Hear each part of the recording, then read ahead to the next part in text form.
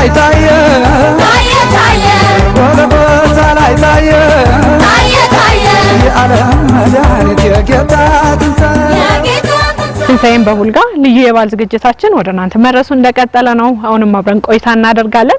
የ10 ዓመት እድሜ ያላት የቡልጋ ከተማ አስተዳደር አሁን የያዘችውን ቅርጽ ከመያዟ በፊት ብዙ ሂደቶችን አልፋለች። ስሞቿም ተለዋውጠዋል። ስለዚህ ከተማዋ ምን አይነት እንቅስቃሴ ውስጥ ነው የነበረችው? ምን ስራዎችስ ተሰርተውባታል? አሁን የሚገኙት በውስጧ የያዘቻቸው ከ260 በላይ ኢንዱስትሪዎች እንዴት መጡ? ለክልሉ ብሎም ደግሞ ዞን የኢንዱስትሪ ስበት ማዕከል መሆን የቻለችባቸው የተለዩ ልምዶችስ ምን ይመስላሉ የሚሉትን የቡልጋ ከተማ አስተዳደር ተቀዳሚ ምክትል ከንቲባ ውድና አየለጋ ዞር ዞር እያለን ከተማዋንም እንቃኛለን።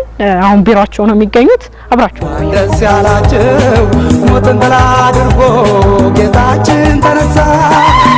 ደስ ያላችሁ ሞትን ድል አድርጎ ጌታችን ሰላም እንዴት ነዎት? እንኳን ለትንሣኤ በዓል አደረሰዎት። በዓል እንዴት ነው? በዓል በስራ እያሳለፈን። ቡልጋ ከተማ አስተዳደር ቡልጋ የሚለውን ስያሜ ከማግኘቷ በፊት የተለያዩ ስያሜዎች ነበሯት። ብዙ ሂደቶችን አልፋለችና ቡልጋ የሚለው ስያሜ እንዴት መጣ? ከዛ በፊት የነበሯት ስያሜዎች የትኞቹ ናቸው? የቡልጋ ከተማ አስተዳደር አሁን ስያሜዋ ከመድረሷ በፊት 2009 ዓመተ ምህረት እና ባለፉት ሮባ ዛፍ ቱለፋ በሚል የሚጠሩ መጠሪያዎች ነበሩ። ከ2009 ጀምሮ የመዘጋጃ ቤታዊ አገልግሎት ስያሜ አገኘ። በዋናነት የከተማ መሰራረቱ በዚህ መዘጋጃ ቤታዊ እንደ ክልልም እንደ ዞንም በርካታ ኢንቨስትመንት መዳረሻ የምትሆን እድሉን ተጠቅሞ ደግሞ በአካባቢው የሚፈጠሩ የስራ እድሎችና ሌሎች ኢኮኖሚያዊ ፖለቲካዊ ጠቀሜታ ለማህበረሰቡ ያለው በመሆኑ በውሳኔ ደረጃ በ2009 መዘጋጃ ቤታዊ አገልግሎት ጀመረ። በ2014 ደግሞ የከተማ አስተዳደር ማዕረግ እንዲሁ በውሳኔ ተሰጣት። ያን ጊዜ የስሟ ስያሜ አሁን ላይ ቡልጋ የሆነው የአካባቢ ሽማግሌዎች ተመርጠው ስሙ ለመሰየም ከተማ አስተዳደር ሲሆን በነበረው ከሚሆን የጋራ የሚያደርግ ታሪካዊ አመጣጥም ያለው ቡልጋ ከተማ አስተዳደር እነኚህ ሮባ ዛፍ ቱለፋ ስያሜዎችን ያወጡት የአካባቢው ሽማግሌዎች ናቸው። ቡልጋ የሚባለው ከዚህ እስከ በረሃት ወረዳ መጨረሻ ድረስ ባለው ቡልጋ ነው። መነሻው ደግሞ ወደ ሸዋ ሲመጣ የመጀመሪያው እዚህ ወሰን ላይ ነው የከተማ አስተዳደር። ስለዚህ ቡልጋ መግቢያ ላይ ነው፣ በር ላይ ነው። ቡልጋ የሚለውን ስያሜ ከተማ አስተዳደራችን ይውሰድ ብለው ውሳኔ አሳለፉ። ሐሳብም አቀረቡ። እኛም ይበል ብለን በደስተኝነት ተቀበል። በምክር ቤትም ጸደቀ ስሙ የቡልጋ ከተማ አስተዳደር። በዚህ ሁኔታ በአለፉት 10 ዓመት ታሪክ ብቻ ነው ያለው። ረጅም ጊዜ የቆየ አይደለም ሲመሰረት። በዚህ ውስጥ ዋና የተመሰረተው በቅርብ ርቀት ላይ ሆኖ የኢንዱስትሪ ልማቱን ለመደገፍ በቂ አገልግሎት ለመስጠት ታስቦ ነው። እንግዲህ እቺን ከተማ በቢሮ ብቻ ተወያይተን አንጨርስም። በመስክም ጉብኝታችን ዞር ዞር እያልን ያለውን ፋክተሪን ሁኔታዋን በሙሉ ላስቃኝሽ እወዳለሁ። ግብዣዬ ነው። በቀራንዮ ላይ ታየ ታየ ታየ ጎልጎታ ላይ ታየ ታየ ታየ የዓለም መድኃኒት የጌታ ትንሣኤ የጌታ ትንሣኤ በዕለተ ፋሲካ ለጌታ ትንሣኤ ለጌታ ትንሣኤ በቀራንዮ ላይ ታየ ታየ ታየ። ከተማዋ ስትመሰረት ምን አይነት ገጽታ ነው የነበራት? በቀበሌነት ደረጃ የነበረች ናት። የከተማዋ ገጽታ አሁን እንደምታዩት በ10 ዓመት ተሰርቶ የመጣ ነው። በርካታ ፋክተሪዎች፣ በርካታ የንግድ ሁኔታዎች ግንባታ አልነበራትም። እንደ ዞናችንም በፍጥነት ካደጉ ከተሞች ፊት ቀዳሚ ትሆናለች ብለን የምናስባት እንደምትሆን እርግጠኛ ነኝ። የሚሰጡ አስተያየቶች ደግሞ ያበረታቱሻል። እጥረት ሲነገር እኛ ደግሞ ለማረም ዝግጁ ነን። ደስ ያላችሁ ሞትን ድል አድርጎ ጌታችን ተነሳ። ደስ ያላችሁ ትንሣኤን ስንሳይም በቡልጋ ልዩ የበዓል ዝግጅታችን ወደ እናንተ መድረሱ እንደቀጠለ ነው። የቡልጋ ከተማ አስተዳደር የሮባ ዛፍ እንዲሁም ደግሞ ቱለፋ ተብላ ትጠራ ነበረ። አሁን ደግሞ የምትጠራበት የቡልጋ ከተማ አስተዳደር ነው። ከተማዋን ይቆረቆሩ ከመሰረቱት የመጀመሪያ ወፍጮ ቤት ከነበራቸው እንግዳ ጋር ቆይታ አደርጋለሁ። ስለ ቡልጋ ከተማ አስተዳደር እየተጨዋወትን እንቆያለን። እናመሰግናለን። እንኳን አደረሰው። እንኳን አብሮ ያደረሰን። እንኳን አንቺንም አደረሰሽ። ስላገኘው ደስ ብሎኛል። አመሰግናለሁ። ስሞት ማን ይባላል? ጉላት ሀብቴ ይባላለሁ። ከተማዋን ከመሰረቱ ከቆረቆሩ ሰዎች መካከል ነውና እቺ ታሪካዊ ቦታ እንዴት ነበር የተቆረቆረችው? አሁን ያለችበት ሁኔታስ ምን ይመስላል? እቺን ከተማ ቡቅ ሰዎች የተፈጠሩባት አገር ናች። እነ አክሊሉ አብተወልድ እነ ተስፋ ገብረስላሴ ዘብሔረ ቡልጋ የፊደል አባት የነበሩ ፊደልን የቀረጹ አባት ስለነበሩ ለምን በሳቸው ስም አናደርግም እንደውም አደባባይ ሁሉን መሰረትላታለን ብለን በዚህ ተነጋገርን። ቡልጋ ከተማ እንድትባል አንዱ እኔ ነበርኩ። ስለዚህ መነሻችሁ የፊደል አባት ተስፋ ገብረስላሴ ዘብሔረ ቡልጋ። አሁን ያለችውን ቡልጋን እንዴት ይገልጿታል? በጣም የሚገርም ነገር እንደው ምን ይሏታል መሰለሽ፣ አንዳንድ አጎራባች ያሉ ወረዳ ላይ የሚኖሩ ህብረተሰቦች ይቺ የ3 ቀን ከተማ ትባላለች ስትመሰረት። ግን ከ3 ቀን አሁን 50 ዓመት ከ60 ዓመት በላይ 100 ዓመት ያስቆጠሩ ከተሞች አሉ። እነሱን ባንዴ ነው ቀድማ ቁጭ ያለችው። የቡልጋ ከተማ አስተዳደርን አሁን አለችበት ደረጃ ላይ ሆኖ ሲያዩት ምን ይሰማውታል?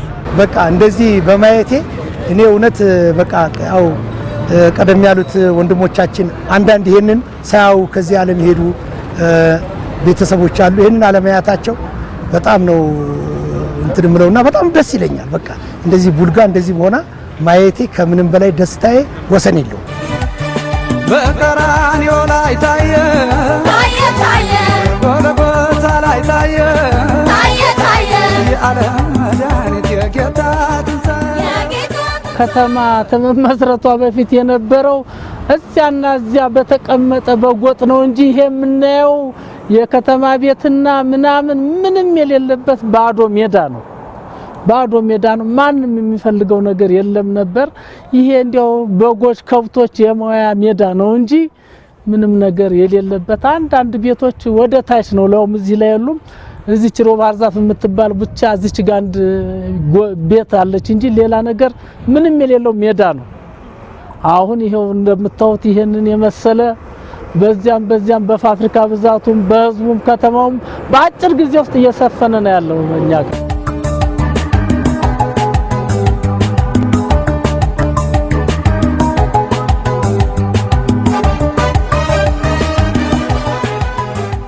አሁን የምንገኘው ከቡልጋ ከተማ በስተ ምስራቅ አብዛኛውን ደግሞ ኢንዱስትሪዎች የሚገኙበት በጣም ውብ እይታ አለበት ቦታ ላይ ነው። ቡልጋ ከተማ አስተዳደር ከ260 በላይ ኢንዱስትሪዎች አሏት። 450 ሚሊዮን ብርም ለክልሉ ገቢ በማድረግ የኢንዱስትሪ ስበት ማዕከል ናት ማለት እንችላለን።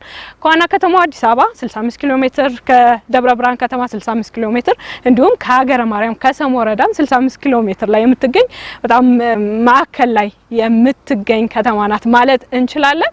በከተማዋ ከ18000 በላይ ስራ እድል የተፈጠረበት በርካታ ኢንዱስትሪዎች ለሀገራችንም ብሎም ደግሞ ለምስራቅ አፍሪካ ምሳሌ ሊሆኑ የሚችሉ ልምድ የሚቀሰምባቸው ኢንዱስትሪዎች መናኸሪያ ናት። በቅርቡ የሚመረቁ ግዙፍ ኢንዱስትሪዎችም ይገኛሉ። የከተማ አስተዳደሩ ተቀዳሚ ምክትል ከንቲባ ውድነህ አየለም እሱን እየነገሩ ነው ቆይታ ያደረግነው።